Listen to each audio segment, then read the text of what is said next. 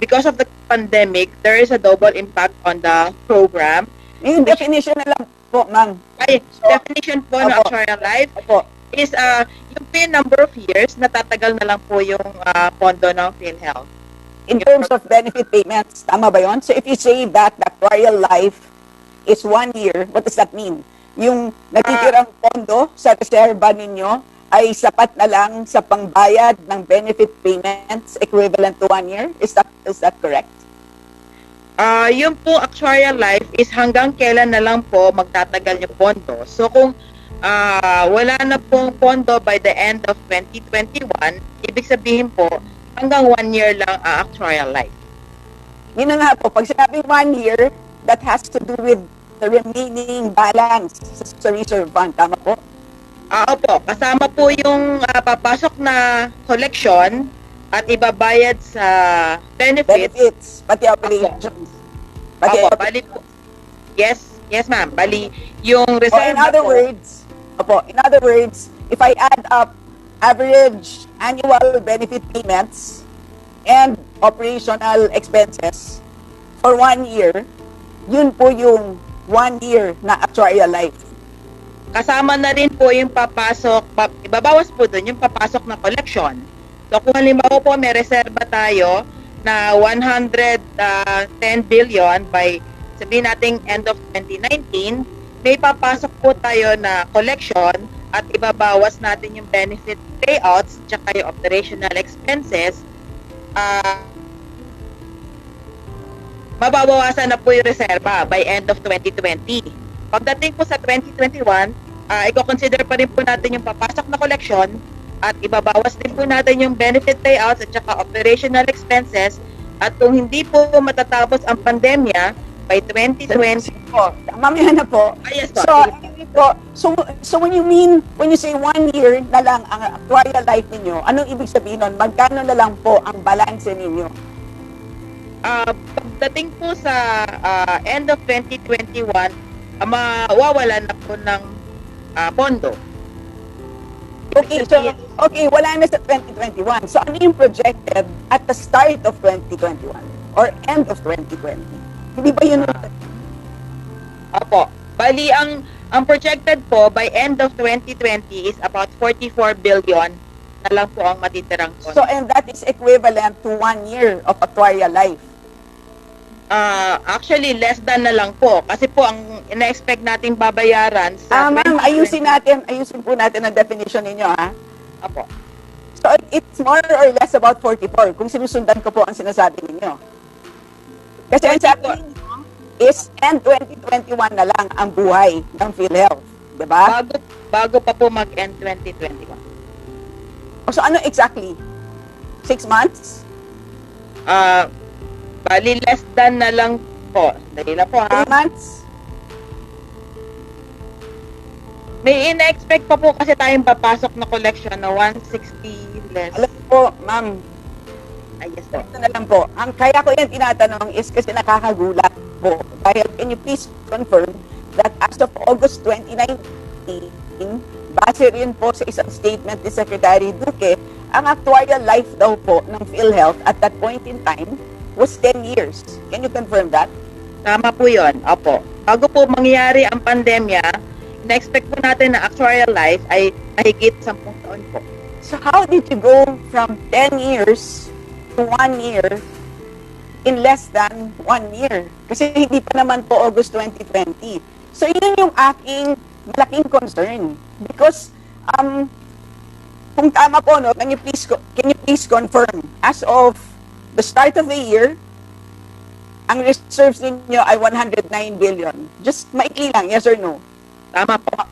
Ang premium contributions ninyo last year, so as of December 31, 2019, is 146 billion.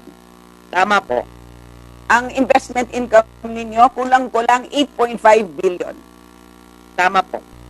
At ang benefit payments nyo last year, 137 billion. Tama po. So, kung kinuha ko ang reserve balance, beginning balance, I add premium contributions, I add investment income, I subtract benefit payments, that's about 119 billion. Tama po.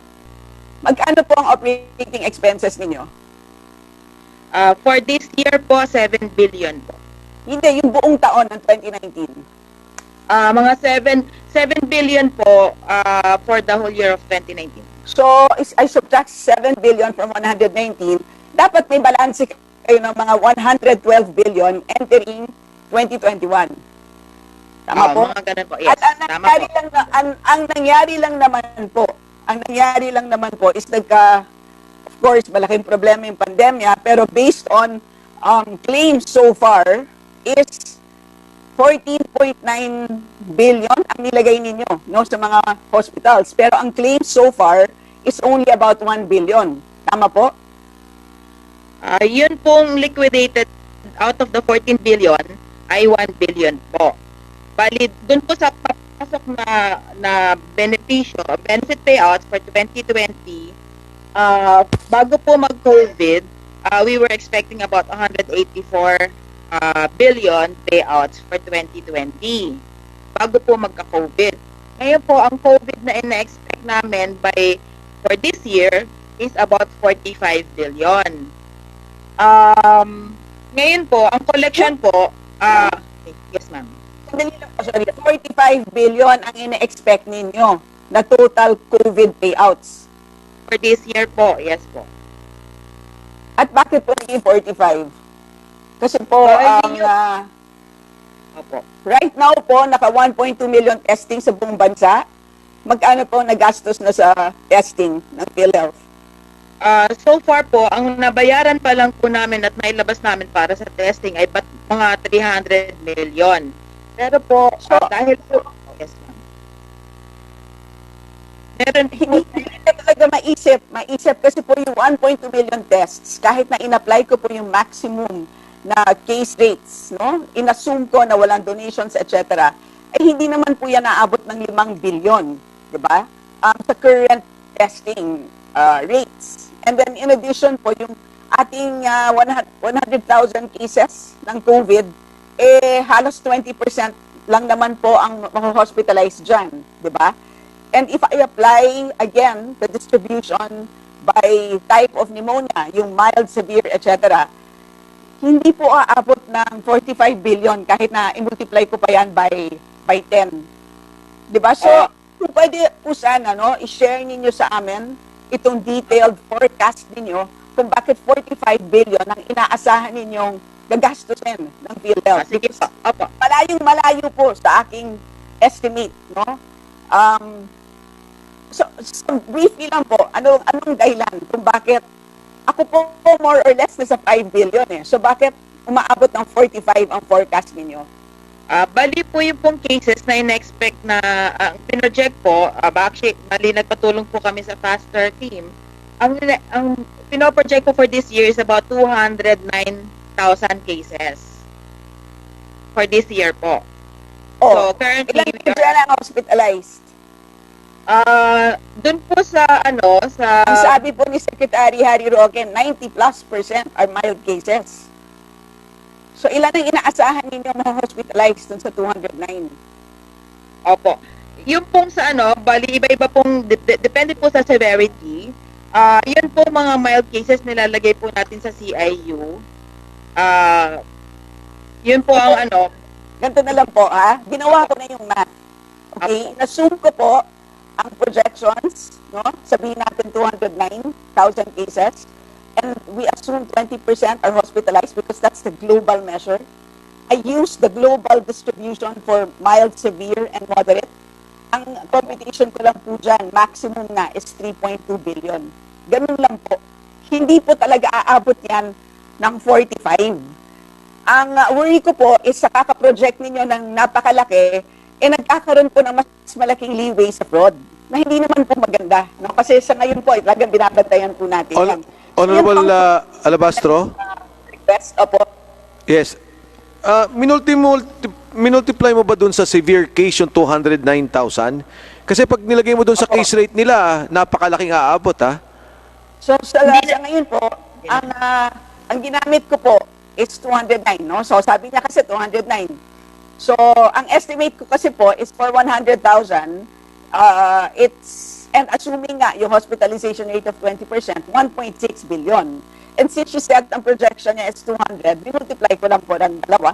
So, ang expectation ko po is 3.2 billion pesos ang, Yes. ang dapat itabi for Yes. hospital claims. Kasi pagka nilagay mo yung 209,000 cases, ginawa mo kaagad yan na dun sa severe, yung talagang severe.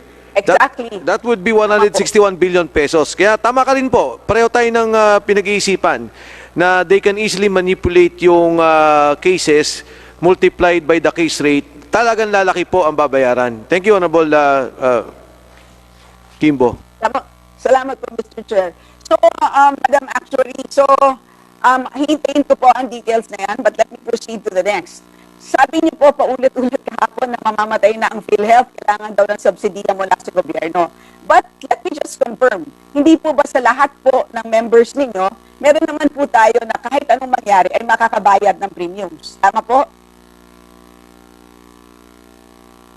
Madam, actually, kasama po dyan ang gobyerno, ang ating government employees na kumukolekta po kayo ng 18 billion. Kasama po dyan ang indirect contributors. No? Ibig sabihin yung sinasubsidize po ng national government. That was 69 billion last year. Tama po, Madam, actually.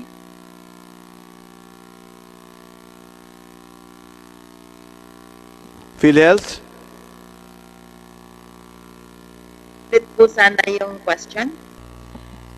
Kasi kahapon po sa Senate hearing, di ba, madalas niyo pong sabihin na kailangan na talagang isubsidize ang gobyerno dahil hirap po kayong mangolekta ng contributions. Pero ang tanong ko po is, hindi po ba sa ilang type ng members ninyo ay sigurado naman po na mababayaran ng kanilang premium? Tama po? Nandiyan po ang government employees na last year po kumolekta kayo ng 18 billion. Nandiyan din po yung indirect contributors natin. In other words, yung sinasubsidize ng ating national government. And can you confirm that you collected 69 billion po last year? Yes po, sa 2019 po, yes. In other words, can you confirm that when you say nahihirapan kayo mangolekta, ang at risk lang po dyan, yung collections nyo po from the private employers, which amounted to 50 billion last year. Tama po? Tama po. Pero dyan sa 50 billion na yan, ano po bang projection nyo? Magsasara po ba lahat ng ating mga kumpanya at talaga pong hindi na makakabayad at all? Hindi naman po.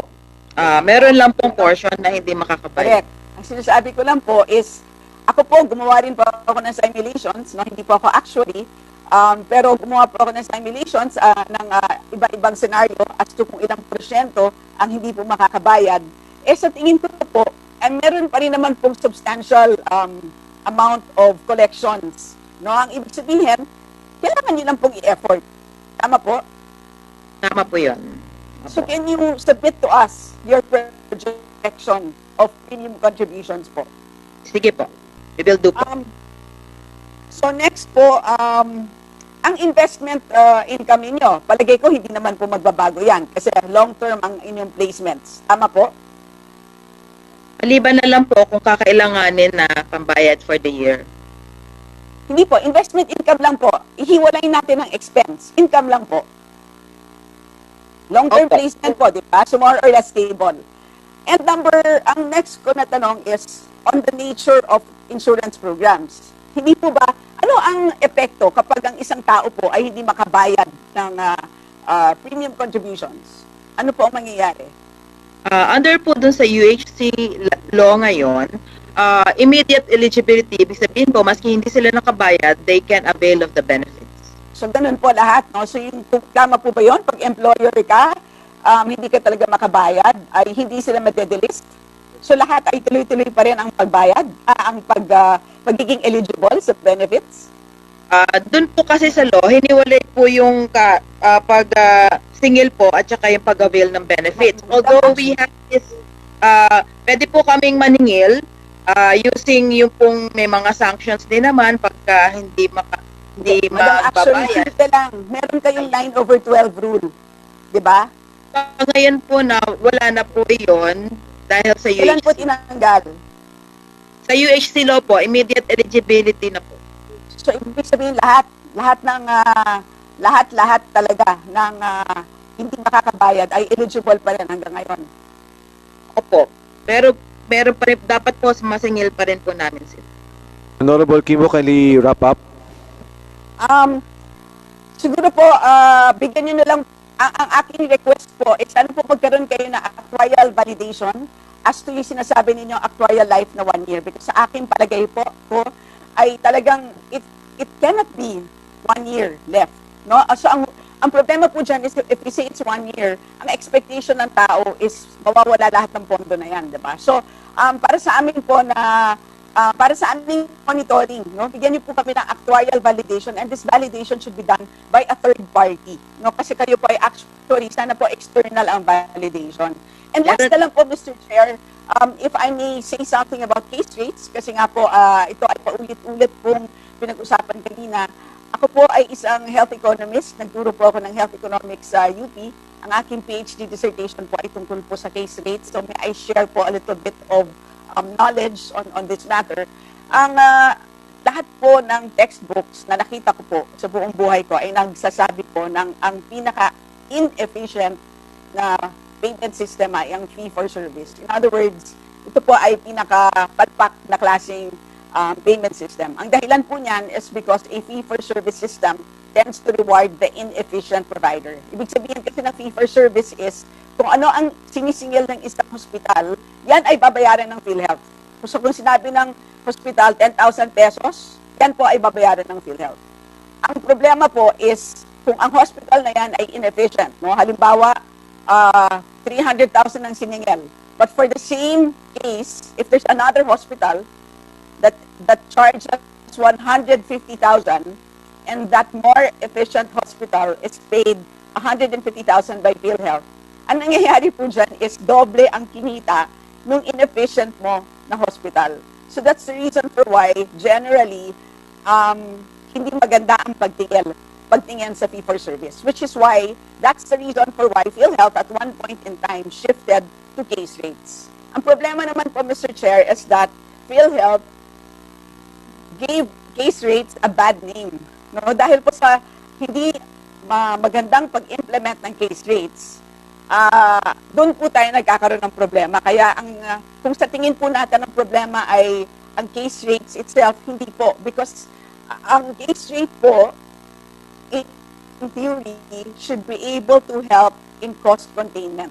Yun po ang dahilan kung bakit there's a shift towards case rates, and this is a global pattern. Ang problema dito sa atin is ang sikreto po kasi sa case rate is dapat correct ang pag-compute ng case rate. In other words, base sa clinical practice guidelines, kung sinabi ng guidelines is, for this sickness, kailangan 3 days ka na sa hospital, you need the following medicine, you need the following tests, you need the following consultations or visits by a physician, and kino-cost out yan, ganyan po mag-compute ng case rate. And if you do that properly, hindi po tayo magkakaroon ng overpayment nor underpayment. In other words, if your case rate is properly computed, wala po tayong problema ng overpayment nor underpayment.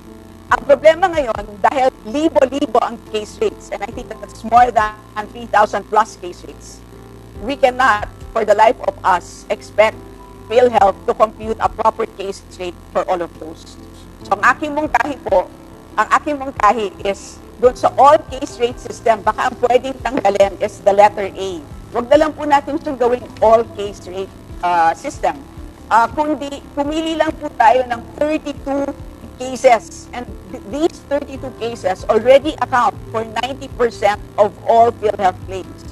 If we can concentrate on properly costing out 32 cases na walang overpayment at walang underpayment, sa tingin ko po, this will work. In other words, a hybrid system of case rates for the top 32 claims and allow fee-for-service for everything else.